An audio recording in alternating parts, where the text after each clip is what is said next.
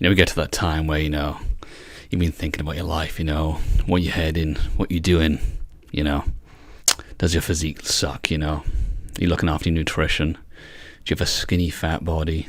Do you have some, soy man boobs, which can be fixed with some work, okay? How's your dating life? Is that any good? Most probably sucks, if you're the average dude. You're sitting there swiping on Tinder, Bumble, Hinge, all these apps, just hoping for a match, constantly swiping, nothing's coming up. You can't even match with Sloth from the Goonies, You're in a dire situation. You walk down the street, no one's looking at you, okay? Bit of a feels bad. What does the career look like? Are you working a job you're proud of? Does it fulfill you a bit? Or is it mundane, boring? Just doing it just to, get a bit of cash, get a bit of coin. After work, you go home, lie on the couch, you scroll through Instagram, Reddit, whatever. Maybe just go Netflix for the rest of the day. Because, what else would you do with your time? Maybe you go upstairs, you look in the mirror and you're just like, enough's enough, This sucks. Something needs to change, okay? Because at this point, life sucks. So you go on Google, you start typing stuff in, you start seeing results, self-improvement. Oh, what's that? You start diving deep, looking at all these different people, giving you different mindset shifts, you're looking at all the information. Maybe you order some books, The Way of Superior Man, or How to Win Friends and Influence People, The Millionaire Fast Lane, stuff like that. You start learning, the mindset starts shifting. You start learning about fitness, nutrition. You start, looking at how you can increase your confidence, your social skills. You start downloading loads of knowledge. You set yourself a fitness schedule, a workout routine. You sign up to the gym, get your ass out of bed, put your running shoes on, or your gym shoes, you progressive overload in the gym. You're consistent. You're hitting your protein levels. 0.8 grams to 1 gram of protein per pound of body weight. You weigh 150 pounds, 150 grams of protein, okay? Aim for that a day. You start turning up to the gym. But in your everyday life, in work, etc., you start talking to more people, trying to improve your social skills. You may be dying on the inside, thinking, I'm socially anxious, stuff like that. For a start, don't say you're anxious. Just say you got like a tendency to be a bit shy or anxious in certain situations. Don't identify yourself with such a belief, okay? Because that's going to keep putting it in your subconscious, and then you're going to just keep identifying yourself as that, and you will be the embodiment of that, if that makes any sense, okay? You can change, okay? I was shy, stuff back in the day, but when you put yourself through the hardships and the obstacles, that's where you can, learn, grow, adapt, get better, and then with more competence comes confidence, okay? That can carry over into all different areas of life, okay? Okay, here's something I call the self-improvement loop, okay? You don't want to get caught in it just constantly learning information on this, that, and the other, okay? It's good to learn new things. That's a part of it. But without the other part, which is action, the action you need to take on the knowledge you've gathered, then what's the point? It's like learning loads of things about fitness, or the best routine for you, around to fit around your work schedule, etc. 3 or 4 days, whatever. And then you've got all the reps and all the sets and all the exercises sorted out.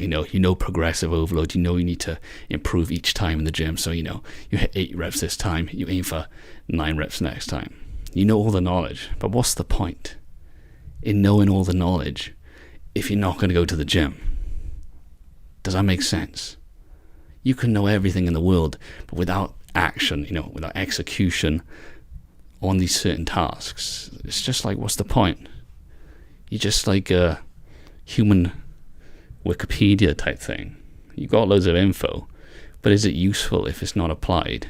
Now think about that, because when I first started, on my self-improvement journey, this is what happened. This is what happened to me. This is what I did, okay? Yes, it's good to learn, from all these different books and information online and all different, mentors you may have. But what's the point if you're not going to use the knowledge you've gained? You're just going to get caught in a self-improvement loop. And you think you're moving forward, you have the best intentions of moving forward. But the constant learning, you mistake that as moving forward, when all you've done is learn something. You haven't actually moved towards any goal or, any task that needs to get done to be the person you want to be, okay? With the knowledge, you need the action. And guys, here's why self-improvement September is good, okay? Because in September, especially here in the UK, the weather's getting a bit crap, okay? It's getting cold, it's getting more wet. It's getting, I was going to say more depressing, but getting darker, okay? Darker earlier, stuff like that. This is the best time to start self-improvement, because people aren't going out as much, like in the summer, and it's boiling, You're indoors, you finish work, when you go to the gym, you come back, it's dark. What else are you going to be doing? Before, you'd be on Netflix or whatever, or maybe you're going out with friends because it's still light, do some activities, whatever you do. But during these months when it's dark, this is when you can get a lot done, okay?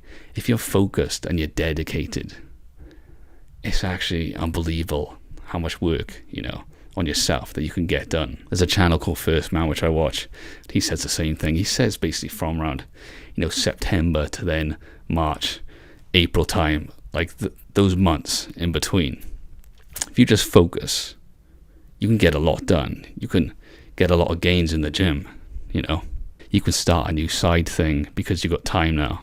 You can put work on yourself, invest in yourself. And it makes it a lot easier during these cold months. Because what else would you do? And like I said, self-improvement September is the best time to start. Don't wait until, January and you're like, oh, new year, new me, oh, this year, I'm really going to get after it, Guys, how many times have you heard people say that, maybe in your friends group or just people from work, when your family, this is going to be my year now.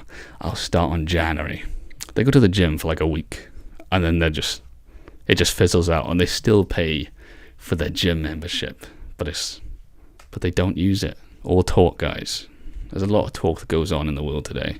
People want the credit, so they just talk, but then they're not following up with action behind the scenes. Just fronting, fakers. The real champions of the world, guys, they don't even have to talk, It's just shown by how they look, the way they present themselves, the confidence, Easy example, gym.